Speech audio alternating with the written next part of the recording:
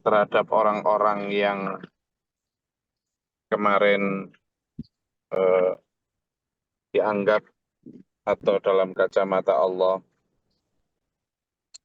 ketika di dunia tidak mau menerima kebenaran ya, secara sadar atau tidak ya. Karena banyak orang juga yang dia merasa tidak sedang menolak kebenaran ya. Karena buat pertama bisa jadi karena buat mereka standar kebenarannya beda. Sehingga apa yang ditawarkan oleh para pembawa kebenaran buat mereka tidak benar. Sehingga ketika menolak ya tidak kok menolak kebenaran, tapi justru mempertahankan kebenaran mereka kan gitu. Atau yang kedua juga bukan karena standar yang berbeda, tapi karena ya itu benar, tapi aku nggak cocok gitu. Nah, di zaman sekarang kan banyak yang begitu ya. Ada kebenaran yang dia sebenarnya sudah mulai sadari bahwa itu kebenaran, cuma kayaknya berat nggak cocok saya tak nyari kebenaran yang lebih ringan lah, ya gitu misalnya. Atau ada kebenaran lain kok gitu. Sehingga menjadi semacam swalayan yang cocok ya dipakai, yang nggak cocok ya nggak dipakai, atau yang berat ya ditinggalkan, nyari yang itu hal-hal yang menjadi satu berbagai jenis bagaimana menolak kebenaran itu yang kemarin di ayat 20 itu kita bisa kalimat alladzi kuntum bihi tukadzibun. Mereka mendustakan terhadap kebenaran yang datang kepada mereka. Nah, dalam konteks itu Allah memberi warning sebenarnya. Sebenarnya ketika Allah memberi ancaman seperti ini ya, bilang, tunggu kami akan timpakan kepada mereka minal azabi dari siksa. Ini sebenarnya kalimat kasih sayang loh ya, kalau kita pahami. Kenapa? Karena ancaman ini diberikan kepada orang yang masih hidup. Kami akan timpakan siksa loh ya kepada mereka yang masih tidak mau menerima kebenaran. Nah itu kan warning. Orang yang masih di warning, itu kan berarti orang yang masih diharapkan kebaikannya. Diharapkan agar taat gitu loh. Itu orang yang di warning. Nah artinya ketika Allah masih memberikan peluang untuk baik, peluang untuk taat, itu berarti ya Allah masih sayang itu sudut pandangnya harusnya itu. Makanya disebut walanudhiqannahu minal azabil adna dunal azabil akbar. Kami akan berikan sentilan lah azab kecil yang sebelum datangnya azab yang lebih besar. Harapannya la'allahum yarji'un agar mereka kembali ke jalan yang benar. Nah, ini ada beberapa hal yang bisa kita berikan makna lebih luas ya. Misalnya begini, kalimatnya Allah la'allahum yarji'un agar mereka kembali ke jalan yang benar. Berarti apa yang mereka pegang atau apa yang mereka yakini itu dulunya jalan benar itu. Cuma karena ditambah dikurangi oleh pendahulu-pendahulu mereka, nenek moyang mereka, sehingga menjadi tidak jalan benar. Maksudnya apa? Agama-agama yang ada di dunia selama ini, yang tersebar di seluruh penjuru bumi, sangat mungkin adalah dulunya agama yang memang agama tauhid. Agama yang dibawa para nabi, para rasul, yang dalam hadis disebutkan ada 124.000 nabi rasul itu. Tetapi kemudian terdistorsi atau menjadi beda ya karena penambahan dan pengurangan. Oleh siapa? Ya dari generasi ke generasi. Ketika generasi pertama awal yang pengikut awal para nabi para rasul ya tetap asli murni membawa ajaran tauhid, membawa syariat yang persis menjalankan seperti apa yang dijalankan oleh para nabi rasulnya.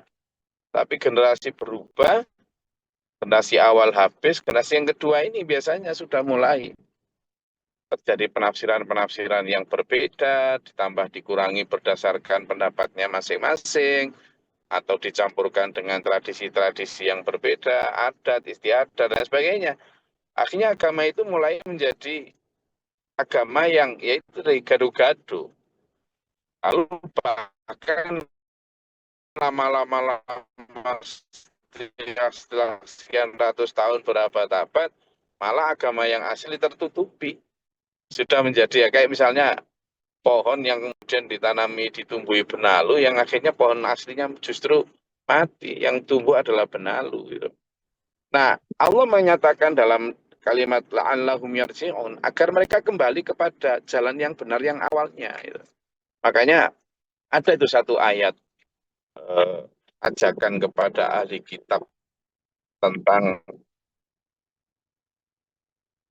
ajakan kepada ahli kitab untuk kembali apa ya kepada kebenaran, untuk kembali kepada tauhid.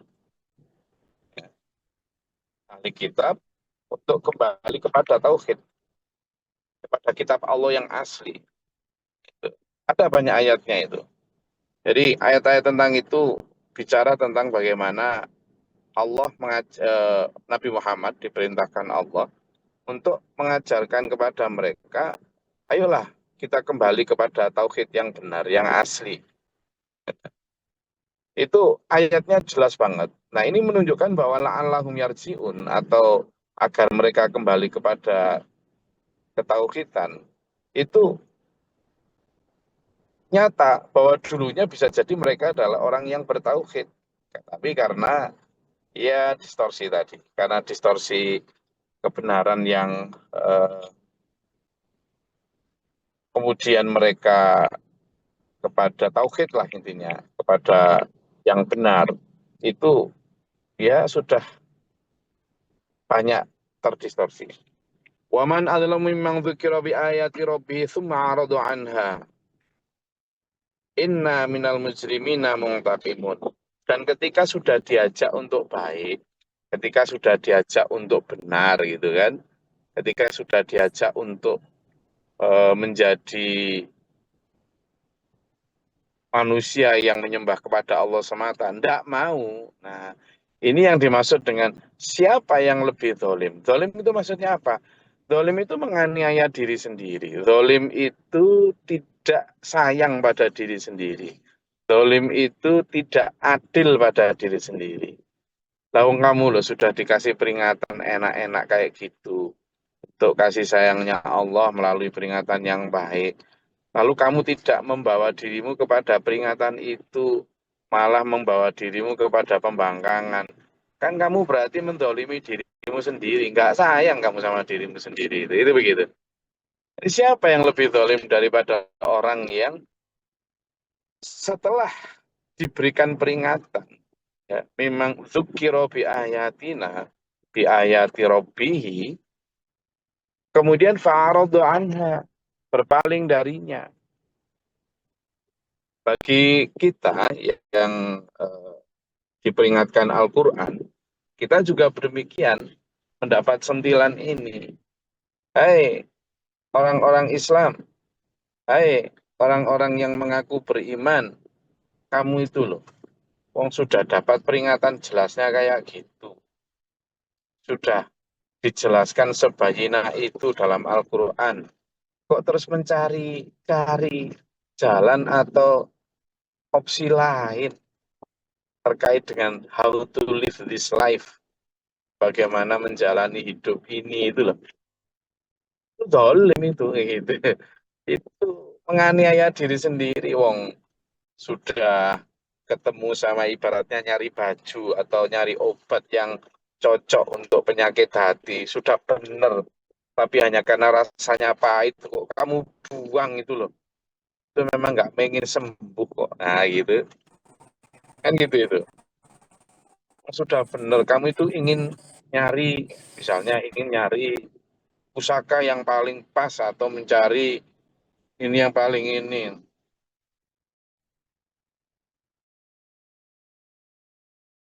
Jadi mencari itulah terus ditunjukin jalan. Tapi hanya karena jalannya itu mendaki penuh banyak duri, terus kamu hindari. Padahal sebenarnya di ujung sana itu ada yang sedang yang kamu cari. Memang itu yang kamu cari. Tapi hanya karena mendaki atau penuh duri, lalu kamu hindari, mencari jalan yang landai, penurun, enak. Padahal yang enak melandai turun itu ujungnya jurang. Itu kamu menzalimi diri sendiri, gitu. Yang sebenarnya kemarin disampaikan dalam surat Al-Qiyamah juga. Ya. Jadi, waman adlamu, siapa yang lebih dolim daripada orang yang memang dzikra bi ayati rabbih, sudah diberikan peringatan yang jelas baik dari ayat Tuhannya, tapi fa'arado, dia berpaling. Jangan ya. Maka kita pun kena ini dulu, peringatan itu diberikan kepada para ahli kitab, baik Yahudi maupun Nasrani. Gitu. Tapi peringatan ini sekarang ayo kita sorotkan ke diri kita. Karena apa? Kalau nanti sudah berdosa, innal minal mujrimina minal mujrimina muntaqimun, pasti akan ada balasannya masing-masing. Baik yang memilih jalan nafsu maupun memilih jalan yang benar. Tapi buat yang memilih jalan nafsu, yang al-mujrimun, ini yang kasihan nantinya. Walaqad atayna Musal kitaba fala takum fi miryatin min liqa'ihi waj'alnahu hudan li bani Israil. Kami sudah memberikan kitab, wahai Muhammad, kepada Musa sebelum kamu, yakni kitab Taurat. Dan kitab Taurat itu petunjuk untuk Bani Israel. Sehingga sekarang kami berikan Al-Quran kepadamu, kamu jangan ragu lagi untuk menerimanya. Jangan ragu.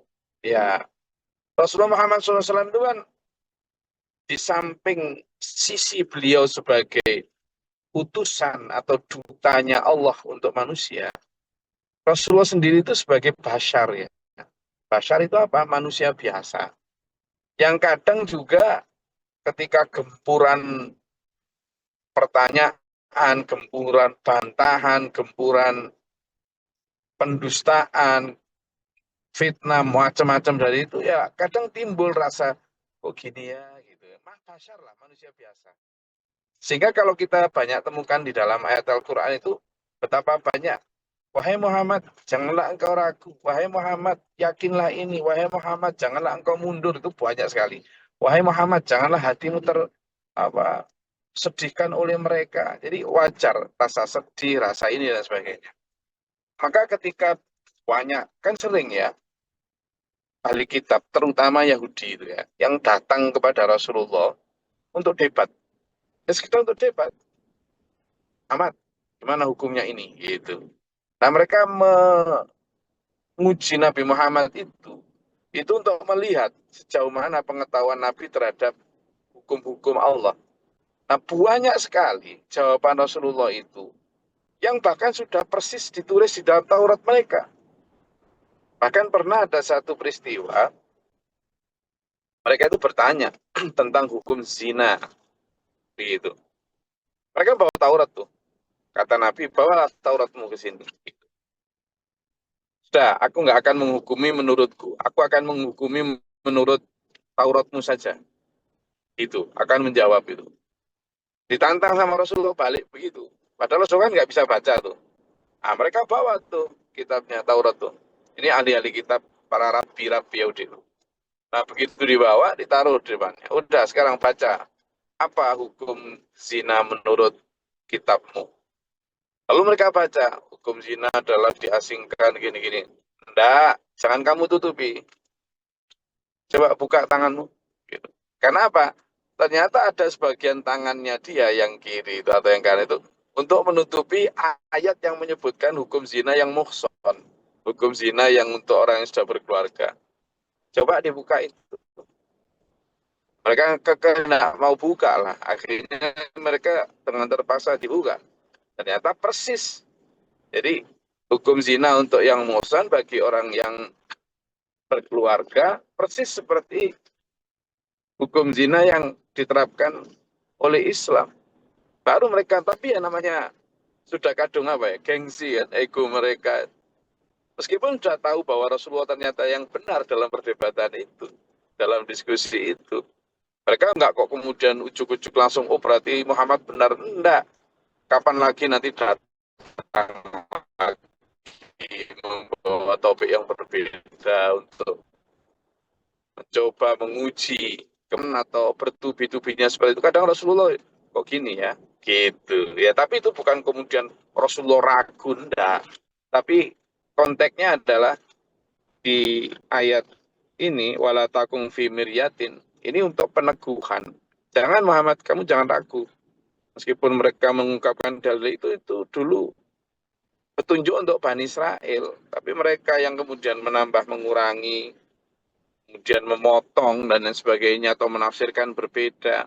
Nah, sekarang kamu jangan ragu, ya. Juga yakinlah terhadap Al-Qur'an yang kamu sekarang pegang itu.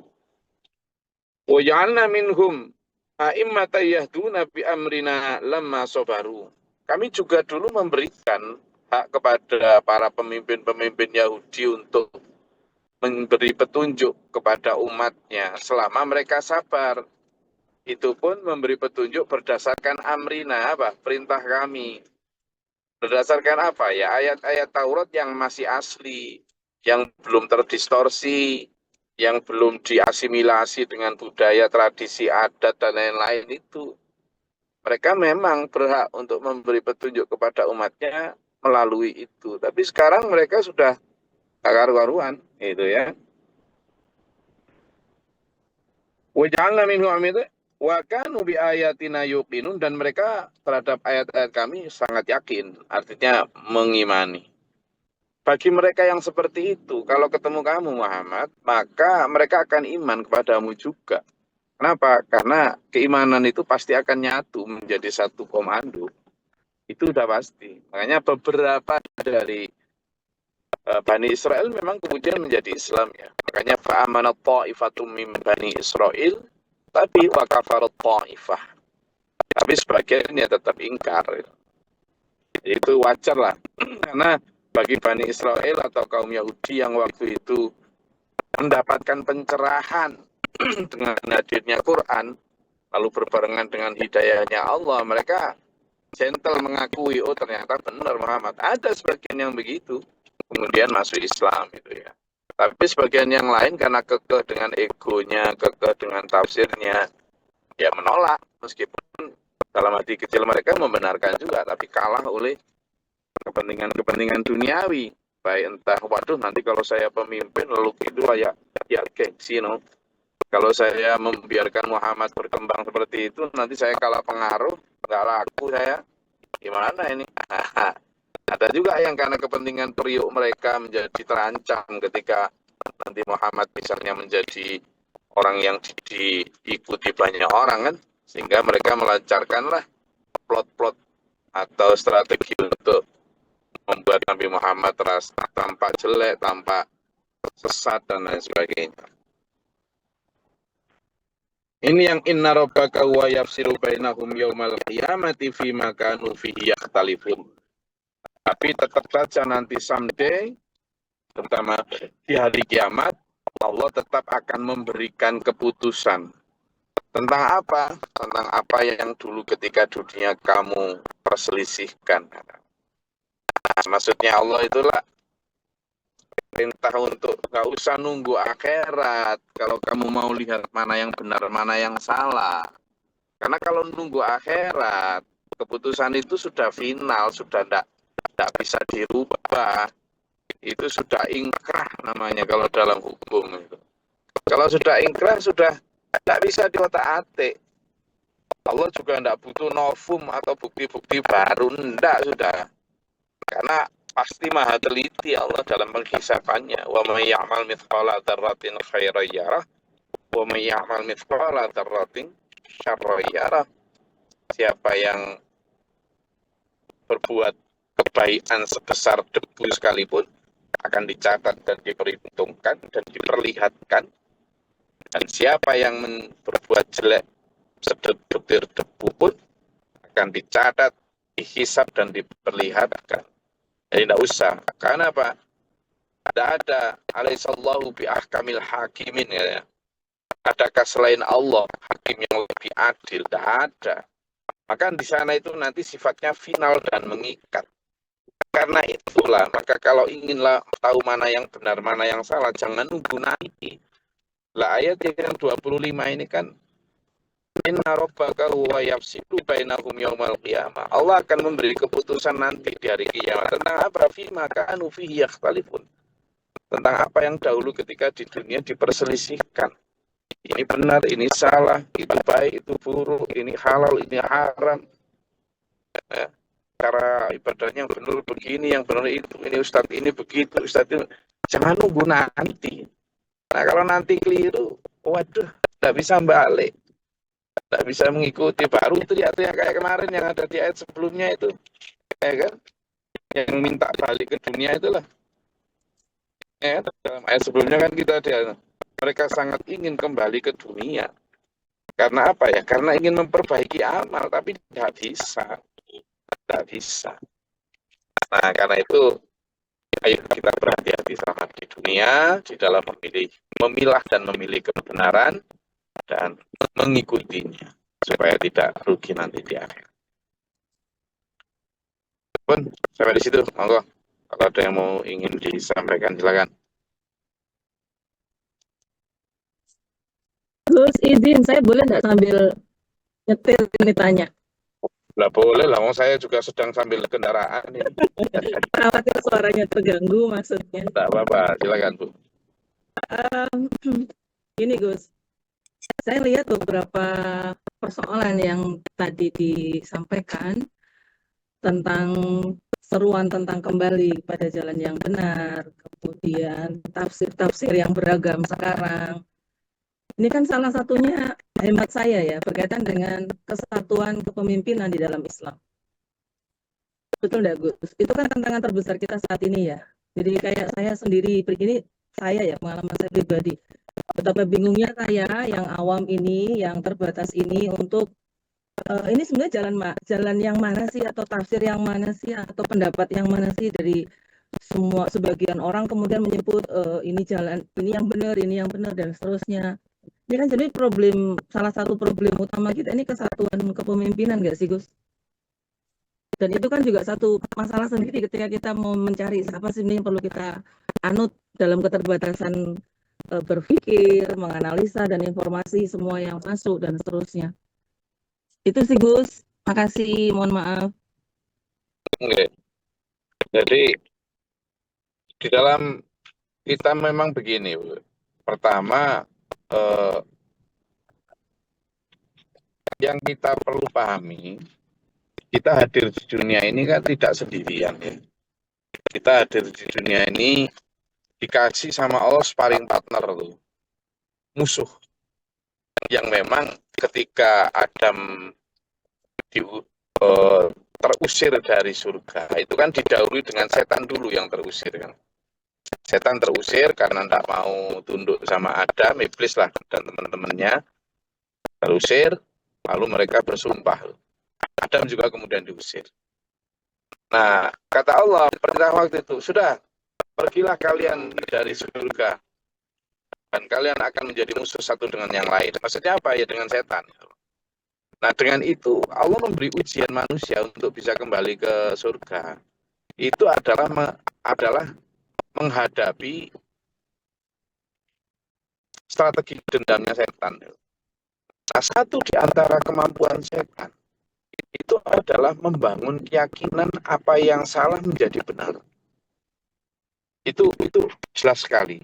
Jadi ada ayatnya bahkan dalam surat Al-Ankabut ayat 38. Coba dibuka ya. Surat Al-Ankabut ayat 38, kemudian surat An-Nahl ayat 63, tolong dibantu Bu Asriana ya. Kemudian Al-A'raf 20:21. Coba ya. Al-A'raf 20:21, Al-Ankabut ayat 3863. Tapi sebelum itu tolong dicari dulu, nanti kita baca ayatnya ya. Tapi sebelum itu saya ingin jelaskan dulu. Jadi saya sepakat dengan Bu Asriana bahwa problem utama kita itu adalah komando. Problem utama kita itu komando. Nah, dalam menuju ke sana, setan itu berusaha mati-matian. Waktu Nabi Muhammad SAW menaklukkan kota Mekah, dan dalam proses para pasukan beliau dalam proses menghancurkan berhala-berhala itu, ada satu riwayat menjelaskan bahwa Nabi Muhammad itu didatangi sama setan, sama iblis. Dia bilang gini sama Nabi Muhammad tuh, "Hai Muhammad, aku hari ini mengaku kalah di dalam mengajak manusia untuk menyembah berhala yang kelihatan patung itu. Tapi aku tidak akan pernah mau kalah dalam dua hal, yakni mengajak manusia untuk pertama cinta atau cinta harta, yang kedua mengajak manusia umatmu untuk berpetahlah.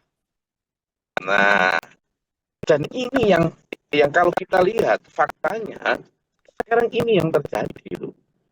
Setan dengan segala macam proksi dan strateginya itu akan mati-matian membuat umat Islam ini tidak bersatu. Iya, dengan cara apapun, dengan cara entah ya semacam-macam lah. Nah, ini yang tidak disadari oleh umat Islam. Mereka menganggap bahwa perbedaan itu indah. Padahal bukan perbedaannya yang indah. Sebenarnya yang terjadi ini kan perpecahan ini, bukan perbedaan. Sangat berbeda antara perpecahan dan perbedaan. Saya kasih satu contoh. Suatu saat di sebuah peperangan Rasulullah meraih kemenangan. Lalu ada dua pilihan, banyak tawanan perang. Nah, dua pilihan ini salah satu asbabun nuzul dalam surat Al-Anfal dan At-Taubah itu. Itu menjadi gini. Tawanan ini adalah tawanan yang memang sudah beberapa kali itu memerangi Rasulullah. Abu Bakar mengusulkan tawanan ini kita tukar saja dengan tebusan ya Rasul, karena kita juga tidak ingin menambah musuh, yang kedua juga membutuhkan logistik perjuangan. Tapi Umar kata berbeda. Saya berbeda ya Rasul. Buat saya ini tawanan ini sudah sering berkhianat terhadap kita. Diampuni lalu menyerang lagi, diampuni. Orang seperti ini hukumannya mati. Mereka harus dihukum mati. Tidak boleh ditebus, dihukum mati. Nah, terjadi dua kubu itu di kalangan muslimin. Tapi coba indahnya coba. Ketika Abu Bakar begitu, itu sambil menyatakan, tapi sangat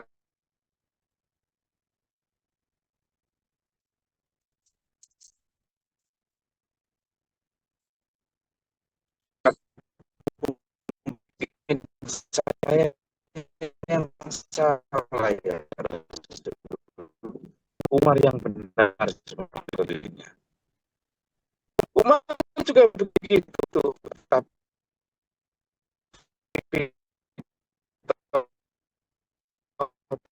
pendapat saya bisa jadi saya yang salah ya. Abu Bakar yang benar seperti itu. Jadi mengatakan bahwa sangat mungkin saya yang salah. Pokoknya saya yang benar, kamu keliru. Perbedaan waktu itu indah karena apa? Aksi satu, nggak berbeda karena itu melengkapi. Tapi dalam tingkat eksekusi terjadinya apa? Satu komando. Nah, itulah pentingnya. Karena apa? Karena coba kalau bayangkan misalnya Umar kekeh dengan pendapatnya sendiri, Abu Bakar juga kekeh dengan pendapatnya sendiri, dan lalu di tingkat implementasi melaksanakan keputusan itu sendiri-sendiri. Apa jadinya umat Islam? Kubiar. Nah, ternyata saat itu ini juga indahnya. Waktu itu Rasulullah hampir melaksanakan keputusan yang Abu Bakar karena lebih logis, lebih strategis. Itu lebih logis dan lebih strategis. Kita mengurangi jumlah musuh dengan mengampuni mereka supaya mereka tidak dendam. Juga kita mendapatkan tambahan logistik dari pedagang. Banyak sahabat yang mendukung Abu Bakar. Waktu itu Rasulullah ya sudah, kita pilih pendapatnya Abu Bakar. Rasulullah begitu. Logis. Nah, yang ketiga nih hebatnya perbedaan pendapat saat itu. Saat itu begitu dibegitukan, Abu Bakar juga nggak kemudian jumawa, sudahlah ikuti aku, benar-benar. Nggak gitu. Umar juga begitu, nggak kemudian motong, lalu merajuk, kemudian bikin Islam tandingan, Islam perjuangan, nggak ada. Nggak. Mina wapokna terhadap keputusan Rasulullah. Oke, ya Rasul siap. Keputusan. Wes, itu yang ketiga nih, hebatnya perbedaan pendapat saat itu. Lalu, begitu akan dilaksanakan keputusan itu, beda. Wahai Muhammad, kenapa engkau sarungkan pedang-pedangmu dan engkau memilih tebusan daripada tegaknya kebenaran? Ya Allah. Ternyata Allah memerintah untuk milih pendapatnya Umar. Setelah Rasulullah mengumumkan pendapatnya Abu Bakar. Nah, Rasulullah, memang beliau adalah pemimpin jenderal paling mulia di muka bumi ya. Beliau tidak kemudian malu untuk mengumumkan pendapatnya, perintah Allah yang berbeda dari pendapat beliau yang awal. Tak malu. Tetap gentong menyatakan, oh ternyata Allah perintah ini. Nah, itu hebatnya leadership Rasulullah. Beliau berani mengoreksi keputusan beliau sendiri berdasarkan yang lebih hak, bukan berdasarkan yang paling banyak, mayoritas. Tidak. Demokrasi tetap jalan dalam konteks berbeda pendapat dan silakan mengusulkan pendapat diberi. Tetapi dalam konteks itu demokrasi yang dipimpin oleh hikmat dan kebijaksanaan Allah. Gitu. Nah pada saat itu hebatnya lagi, begitu disampaikan itu, Umar juga enggak kemudian gua bilang juga apa, enggak kemudian merete kayak gitu, enggak. Abu Bakar juga enggak mutung kemudian nyalain Rasulullah. Ah ini pemimpin apa kok pelin-pelan, enggak. Tetap sami'na wa ata'na, kami mendengar dan kami taat. Nah Islam yang seperti ini Bu, Islam yang menjamin bahwa ada ruang untuk berdiskusi, ada ruang untuk berbeda pendapat, tetapi tidak ada ruang untuk perpecahan. Dan itu yang dibutuhkan Islam saat ini. Kita boleh berbeda dalam konteks itu, gitu. Tapi dalam konteks persatuan harus jadi satu. Mau pakai rupiah, mau pakai hisab, kalau untuk umat ya sudahlah. Itu harusnya. Itu yang pertama. Coba. Tapi kadang kita juga lupa ketika mereka semua kekeh terhadap pendapatnya masing-masing. Loh setan itu sejak awal, selain sumpahnya ketika Fathul Mekah tadi, sejak diusir dari surga itu sudah sumpah akan ada perpecahan. Dan itu kenapa? Setan dengan cara apa? Satu di antara strateginya adalah menumbuhkan keyakinan sehingga manusia itu memandang indah perbuatan buruk dan menjadikan merasa bahwa perbuatannya itu benar. Coba kita buka ayat-ayat tadi. Monggo, siapa yang sudah menemukan tadi? Ayatnya apa aja? Silakan. Al-A'raf 2021, An-Nahl 63, sama Al-Ankabut 38. Monggo coba dibaca biar omongan saya tadi nggak terus. Ayo, berdasarkan ayat. Silakan. Monggo siapa? Dibantu Bu Asriana yang sedang nyetir. Monggo.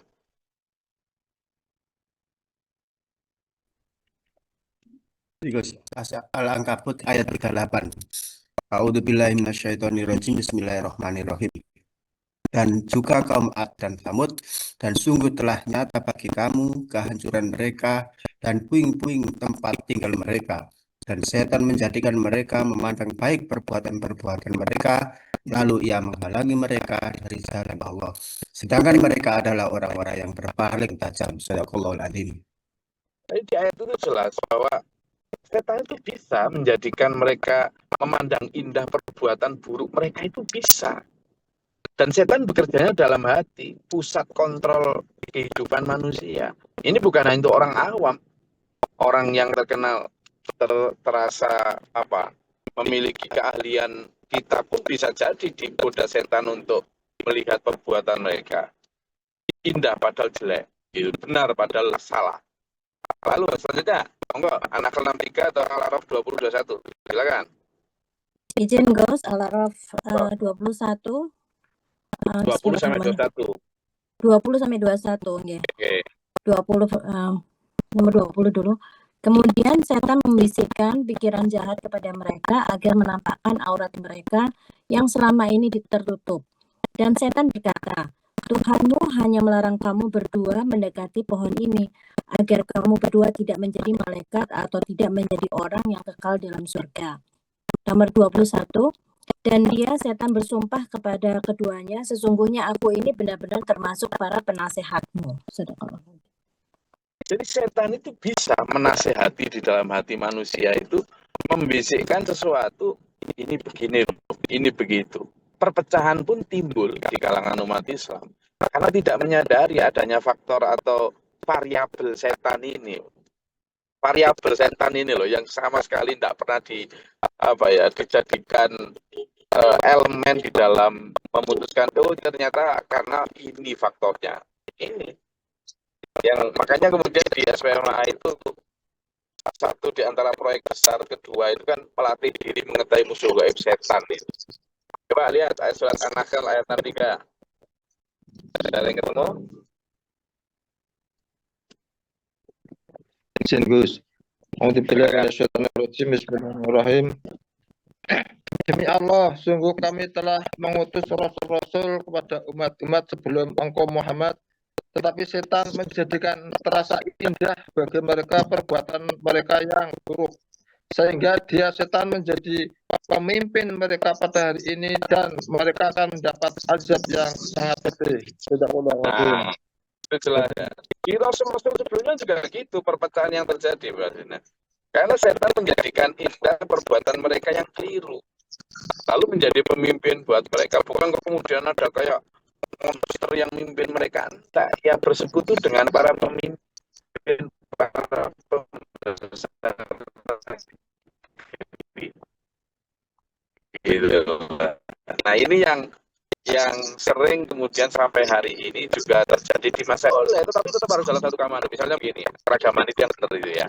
Di sebuah pasukan itu kan ada pasukan yang dari kavaleri, ada yang dari artileri, ada yang dari infanteri. Pasukan infanteri itu pasukan yang dengan jalan kaki itu. Lalu pasukan artileri itu pasukan yang membawa, kalau dulu zaman panah, tombak gitu, tapi sekarang ya dengan meriam, dengan rudal, dengan apa itu. Kemudian pasukan kavaleri itu yang membawa kendaraan-kendaraan berat seperti tank apa segala macam, pesawat tempur segala macam ya. Kalau itu angkatan udara. Nah, mereka angkatan yang berbeda, mereka dari divisi yang berbeda, tetapi mereka satu komando, tak mungkin. Kemudian kavaleri karena dia bawa tank lalu nyerangnya semaunya sendiri tanpa ada, tidak ada. Infanteri lalu bergerak sendiri dengan planning sendiri, tidak ada. Mereka berbeda, oke, tetapi dalam satu komando. Islam juga begitu, sangat mungkin punya ada perbedaan, tidak apa-apa, tetapi tetap dalam satu komando. Nah ini yang tidak ada gitu. Sehingga perbedaan pun perbedaan berdasarkan tafsirnya masing-masing. Ketika menghadapi musuh juga nggak menghadapi musuh secara satu komando, ya sudah mesti kalah.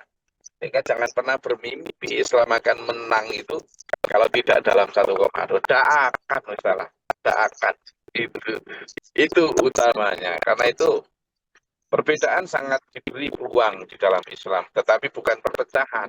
Beda. Nah, ini yang kan sekarang yang terjadi kan perpecahan, bukan perbedaan. Karena perbedaan itu tentang tupoksi, perbedaan itu tentang pendapat. Itu dua hal. Nah, untuk menyatukan tupoksi itu ya harus satu komando memang. Itu pendapat kami, Bu. Terima kasih, Gus. Ada lagi?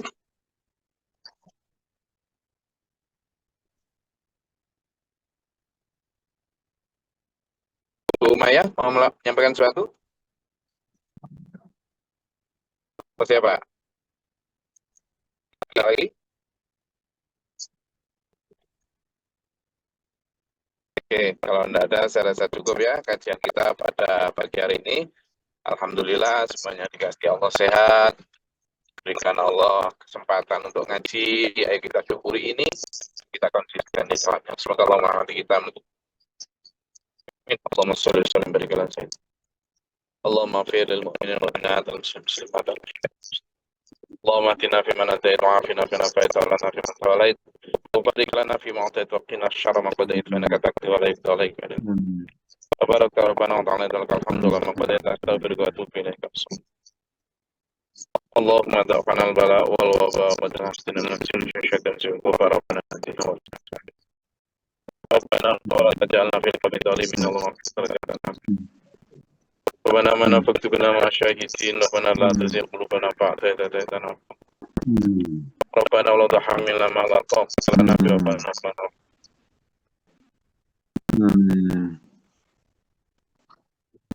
عنا اللهم انصرنا على فلسطين ربي أعوذ بك من همزات الشياطين وأعوذ بك ربي يحضرون ربنا اجعلنا مسلمين لك ومن ذريتنا ومن مسلمين لك علينا اللهم تعالى بابا رحمتك اللهم انزل لنا رحمة في هذه الوقت الأمطار وبلاد ورحمة الأبصار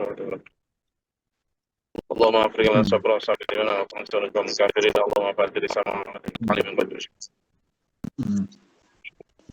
أعوذ بالله من جود البلاء والوباء درك الشقاء سوء الوضع شهداء في الأعداء الله نسألك التوبة ربنا هب لنا من أزواجنا وذرياتنا قرة أعين واجعلنا للمتقين ربنا آتنا من لدنك رحمة ولا هذا سنعطينا عذاب النار وفي لنا في الأزواج ربنا تقبل توبة إنك أنت السميع العليم ونعوذ بك من الصدور وسر الجبال اللهم Bismillahirrahmanirrahim. Assalamualaikum warahmatullahi wabarakatuh. Waalaikumsalam warahmatullahi wabarakatuh.